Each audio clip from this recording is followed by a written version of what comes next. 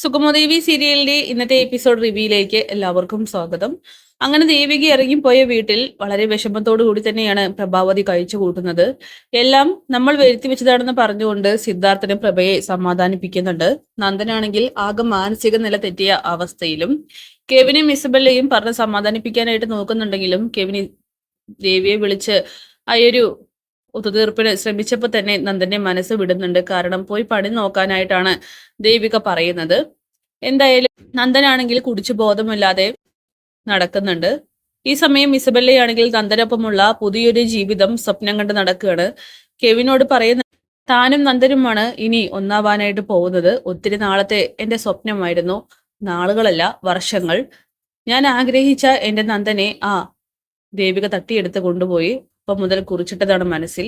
നന്ദനെ ഞാൻ ഒരു ദിവസം സ്വന്തമാക്കുമെന്ന്. അതിനുള്ള അവസരങ്ങൾ തന്നെയാണ് വന്നിരിക്കുന്നത്. ഇപ്പോഴുള്ള അവന്റെ ഒരു വിഷമങ്ങളൊക്കെ തന്നെ താൽക്കാലികമാണ്. അതൊക്കെ ഞാൻ മാറ്റിയെടുക്കും. അതിനുള്ള കഴിവൊക്കെ എനിക്കുണ്ടെന്ന് പറഞ്ഞുകൊണ്ട് കെവിനോട് ഇസബല്ല കാര്യങ്ങൾ പറയുന്നുണ്ട്.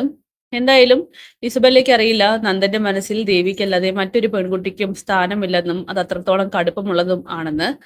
അങ്ങനെ ഇസബല്ല അത് മനസ്സിലാക്കുന്ന നിമിഷങ്ങളാണ് വരുന്നത്. എന്തായാലും നന്ദനാണെങ്കിൽ കുടിച്ചു ബോധമില്ലാതെ റോഡിലൂടെയൊക്കെയാണ് നടന്നുകൊണ്ടിരിക്കുന്നത്. ദേവി ദേവി നിന്നെ വിട്ട് എനിക്കൊരു ജീവിതമില്ലെന്നൊക്കെ പറഞ്ഞുകൊണ്ട് അവനാണെങ്കിൽ സമനില തെറ്റിയതുപോലെയൊക്കെ തന്നെ പെരുമാറുന്നു. അങ്ങനെ ഇത് കണ്ട് ഋഷിയുടെ ഫ്രണ്ട്സ് വരുന്നുണ്ട്. ഇത് ആ നന്ദനല്ലേ, ഇവനെന്തിനാ ഇങ്ങനെ നടക്കുന്നതെന്ന് പറഞ്ഞുകൊണ്ട് അടുത്ത് ചെന്ന് നോക്കുമ്പോൾ ദേവിക എന്നൊക്കെ പറഞ്ഞുകൊണ്ട് നന്ദനാണെങ്കിൽ കരയുകയാണ് ചെയ്യുന്നത്. അത് കാണുന്ന ഒരു കൂട്ടുകാരാവട്ടെ പെട്ടെന്ന് തന്നെ ഇസബല്ലയെ വിളിച്ച് കാര്യങ്ങൾ അറിയിക്കുന്നുണ്ട്. ഇസബല്ലയാണെങ്കിൽ ഇത് കേട്ട് ആകെ ഷോക്കാവുന്നു. എങ്ങനെയെങ്കിലും നന്ദനെ റിക്കവറി ചെയ്തെടുക്കാമെന്ന് കരുതുന്ന ഇസബല്ലയ്ക്കൊക്കെ തന്നെ തെറ്റിപ്പോവുകയാണ്. കാരണം നന്ദൻ അത്രയ്ക്കും ദേവികയെ കൂടുതൽ സ്നേഹിച്ചുകൊണ്ടിരിക്കുകയാണ് ചെയ്യുന്നത്. കാരണം നന്ദൻ അറിയാം ദേവിയുടെ മനസ്സിന് അത്രത്തോളം മുറിവേറ്റത് കൊണ്ട് മാത്രമാണ് തന്നെ വിട്ടു പോയതെന്ന്. അങ്ങനെ ഇസബല്ലയാവട്ടെ കെവിനെ വിളിച്ചു വരുത്തുന്നുണ്ട്. എന്നിട്ട് കെവിനോട് കാര്യങ്ങളൊക്കെ ചോദിക്കുകയാണ്. നന്ദന്റെ ഈ പോക്ക് എങ്ങോട്ടാണെന്ന് ചോദിക്കുമ്പോൾ കെവിൻ പറയുന്നുണ്ട്, നന്ദനെ ഞാൻ കണ്ടിരുന്നു. അവന് ഇസബല്ലയോടൊന്നും ഒരു താല്പര്യവുമില്ല. അവൻ നമ്മൾ അനുസരിക്കുന്നത് പോലും ആ ഋഷിയെ പേടിച്ചിട്ട് മാത്രമാണ്. ഋഷിയുടെ കേസ് പുറത്തു വരുമോ എന്നുള്ള പേടി കൊണ്ട്. അല്ലാതെ അവന് നമ്മളോട് യാതൊരു ഇമോഷണൽ അറ്റാച്ച്മെന്റും ഇല്ല. ഉള്ളതൊക്കെ തന്നെ ആ ദേവികയോടാണ്. അത്രയ്ക്കും അവനെ പട്ടിയെ പോലെ വേണ്ടെന്ന് വെച്ച ദേവികയോട് അവൻ ഇപ്പോഴും അത്രയ്ക്കും പ്രണയമാണ്.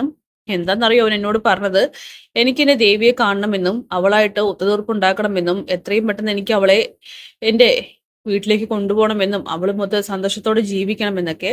അതിനു വേണ്ടിയിട്ട് എല്ലാ സത്യങ്ങളും തുറന്നു പറയാനും നന്ദൻ തയ്യാറാണെന്നൊക്കെയാണ് പറയുന്നതെന്നൊക്കെ കെവിൻ ഇസബല്ലയോട് പറയുമ്പോൾ തന്നെ നന്ദന്റെ ഈ തീരുമാനം കേട്ട് ഇസബല്ലയാണെങ്കിൽ ആകെ പേടിക്കുകയാണ്. താൻ സ്വപ്നം കണ്ട ആ ജീവിതം കൺമുന്നിൽ തകർന്നു പോയിക്കൊണ്ടിരിക്കുകയാണോ എന്ന് പോലും ഇസബല്ലയ്ക്ക് തോന്നുന്നുണ്ട്. കാരണം നന്ദൻ ഇങ്ങനെ പോയാൽ ശരിയാകില്ല എന്നും ഇസബല്ല മനസ്സിലാക്കുകയാണ്. നന്ദനെ വിളിക്കാനായിട്ട് ശ്രമിക്കുന്നുണ്ടെങ്കിലും നന്ദനാണെങ്കിൽ ഫോണ് എടുക്കുന്നില്ല. അങ്ങനെ ദേവികയെയും രാധികയെയും എല്ലാവരെയും ഞെട്ടിച്ചുകൊണ്ടാണ് മാധവൻ കുടിച്ചു ബോധമില്ലാതെ എത്തുന്നത്. എന്തായാലും ഈ സമയം ഗിരിയും അവരുടെ വീട്ടിലേക്ക് എത്തുന്നുണ്ട് കാര്യങ്ങളൊക്കെ അറിയാൻ വേണ്ടിയിട്ട്. അപ്പോഴാണ് മാധവൻ ഗിരിയുടെ മുന്നിൽ വെച്ച് വീഴുന്നത്. അങ്ങനെ മാധവനെ താങ്ങി പിടിച്ച് ഗിരിയാണെങ്കിൽ ഇത് എന്താ ഇതെങ്ങനെ എന്നൊക്കെ ചോദിച്ചുകൊണ്ട് മാധവനെ ബോധത്തിലേക്ക് കൊണ്ടുവരാനായിട്ട് നോക്കുന്നുണ്ട്. പക്ഷെ ദേവിക്ക് മനസ്സിലാവുന്നുണ്ട് തന്റെ അച്ഛനാകെ തകർന്നു പോയിരിക്കുകയാണെന്നും തന്റെ ഒരു അവസ്ഥ കാരണം കൊണ്ടാണ് ഇങ്ങനെയൊക്കെ തന്റെ വീട്ടിൽ സംഭവിക്കുന്നതെന്നും. എന്തായാലും ദേവിക എന്ത് സംഭവിച്ചാലും നന്ദനുമായിട്ടുള്ള ഒരു ഒത്തുതീർപ്പ് ഉണ്ടാവില്ല എന്നുള്ള കാര്യം ഉറപ്പാണ്. അപ്പൊ കാത്തിരിക്കാൻ നമുക്ക് കിടിലൻ എപ്പിസോഡ്സിനായിട്ട്. Bye bye.